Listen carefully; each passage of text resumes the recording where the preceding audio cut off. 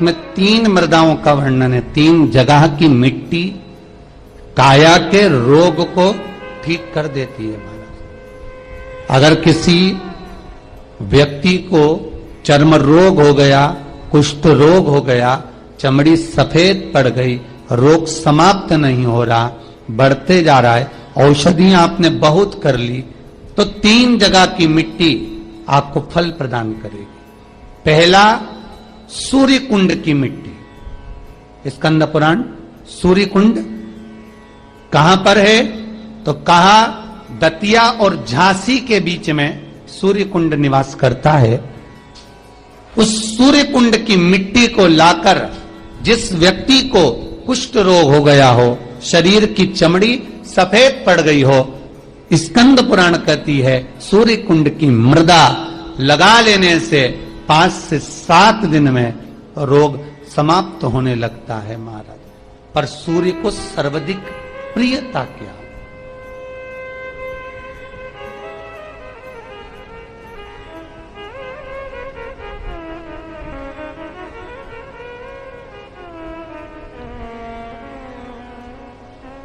सर्वाधिक प्रियता सूर्य को क्या?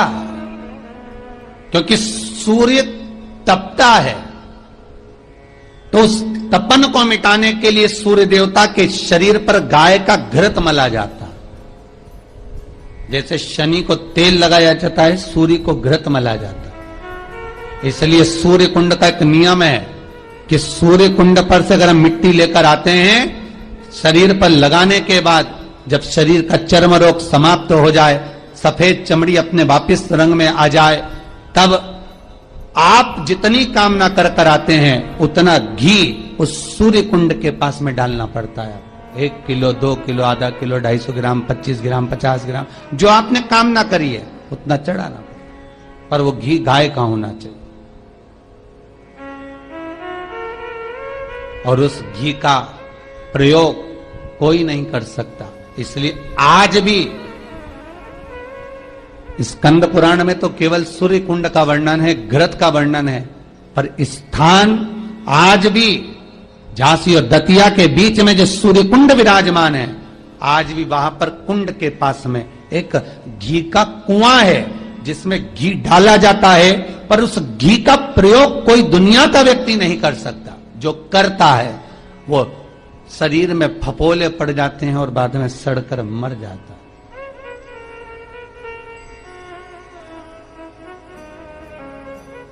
घृत है पर गंध नहीं, घृत है। 3 जगह की मृदा जीव को सुख का अनुभव कराती है। पहला सूर्य कुंड महाराज। दूसरा वर्णन करा है जिस स्थान पर गौ माता को बांधा गया हो और गाय अपने बछड़े को, बछिया को जन्म देती हो, उस स्थान पर उसकी मिट्टी, उसकी मृदा, उस जगह की रज, जब मकान का मुहूर्त होता है, दुकान खोली जाती है, दुकान बनाई जाती है, दुकान में कोई अग्नि का प्रवेश हो, उससे पहले जहां पर गाय ने अपने बछड़े को जन्म दिया हो, बच्चे को जन्म दिया हो, उस स्थान की मिट्टी उस भूमि पर लेपन कर दी जाए तो जिंदगी में कभी संपदा की कमी नहीं हो सकती महाराज। ये दूसरी मृदा स्कंद पुराण वर्णन करती है, धेनु मानस वर्णन करती। दूसरी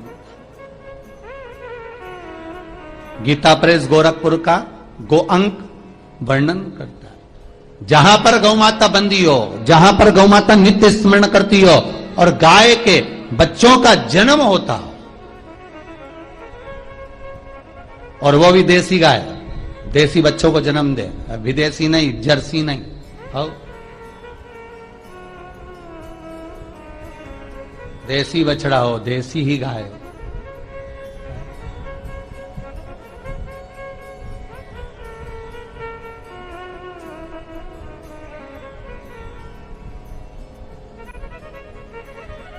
महाराज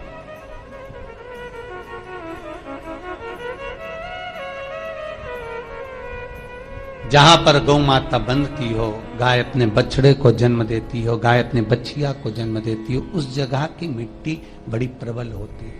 बड़ी प्रखर। यहां तक शिव महापुराण की कथा कहती है, स्कंद पुराण कहती है, धेनु मानस कहती है, गीता प्रेस गोरखपुर का गो अंक वर्णन करता है। महाराज गौ माता के खुर, गौ माता के चरण जहां पर नित्य प्रति पढ़ते हो, नित्य प्रति पढ़ रहे हो,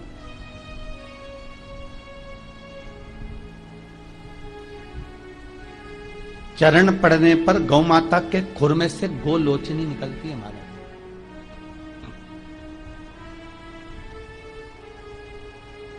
वो गोलोचनी सफेद कलर की होती है। उसको आप ऐसे पटक देंगे तो बिल्कुल ऐसा लगेगा जैसे लकड़ी है, पर वही गोलोचनी को आप दूध में डाल देंगे तो चलना चालू कर देती है।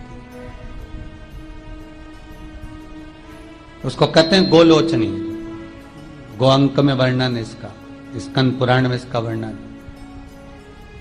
जिस जगह पर गाय बछड़े को जन्म दे, बच्चिया को जन्म दे, और जन्म देते समय पर गौ माता को जब कष्ट की अनुभूति होती है, जो कष्ट जैसे एक नारी का कष्ट होता है वैसे ही गौ माता का कष्ट होता है।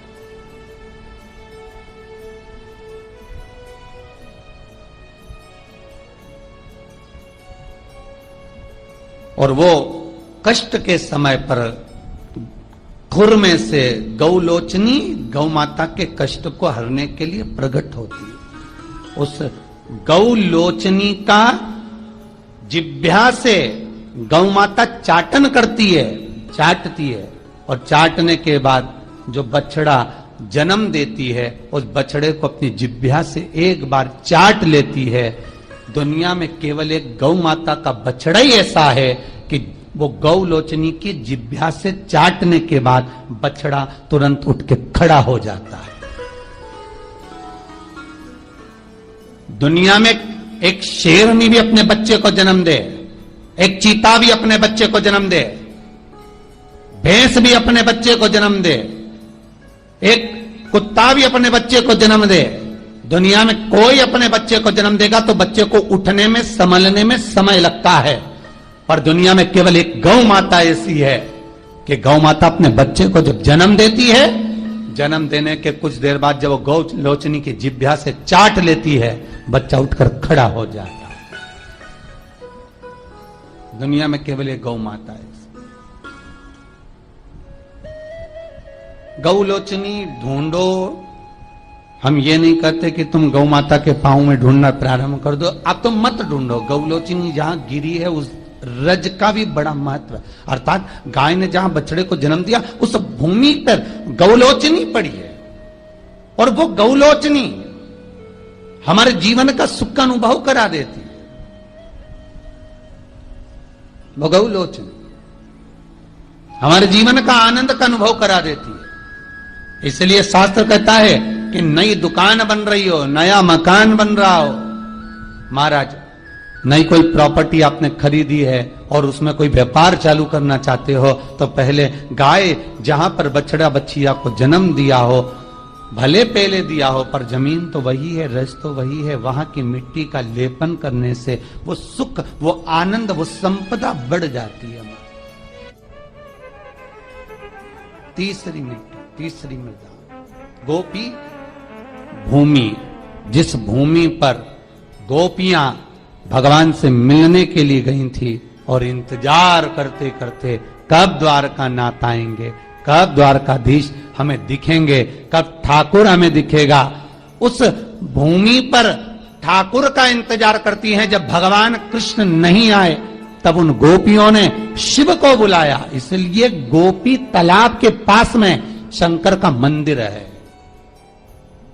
पर है गोपी भूमि महाराज, पहली सूर्य कुंड, दूसरी जहां गौ माता बनती हो वहां की मिट्टी, तीसरी है गोपी, जहां पर गोपियां भगवान को पुकार रही हैं, रो रही हैं, बिलक रही हैं भगवान से मात्र एक बार मिलने के लिए। एक बार भगवान से केवल मिलन हो जाए, एक बार उनका दर्शन हो जाए, एक बार उनसे मिल जाए। कृष्ण यदि सुन सकते हैं तो केवल शंकर की सुन सकते हैं। तो गोपियां शिव को बुला लेती हैं, बाबा आप पधारो। शास्त्र कहता है इस भूमि पर गोपियों ने बेलपत्र को तोड़कर भगवान शिव को समर्पित करा है। गोपी चंदन के नयन अश्रु से जो चंदन उत्पन्न हुआ था, जो मिट्टी हुई थी, उसका शिवलिंग का निर्माण कर कर उसकी पूजन करी है। उसी शिवलिंग में से शंकर प्रकट हुए। तीनों भूमि की मिट्टी का देखिए, सूर्यकुंड की मिट्टी काया का रोग ठीक कर रही है, गौ माता के बंधने की मिट्टी लक्ष्मी की वृद्धि कर रही है, और गोपी तालाब की मिट्टी आपको भक्ति प्रदान कर रही है। ये जितने गौड़िया मठी होते हैं, जितने इस्कॉनी होते हैं, जितने भी निम्बारकी हुए, गौड़िया हुए, पुष्टि के हुए, इनको गोपी तालाब की जो मिट्टी होती है, गोपी चंदन जो होता है, इसका जो तिलक लगाते हैं नासिका तक, श्वेत तिलक आपने देखा होगा, सफेद कलर का तिलक जो गोपी चंदन जो होता है, उसका जो तिलक, ये भक्ति के लिए लगाते हैं, भक्ति की प्रबलता।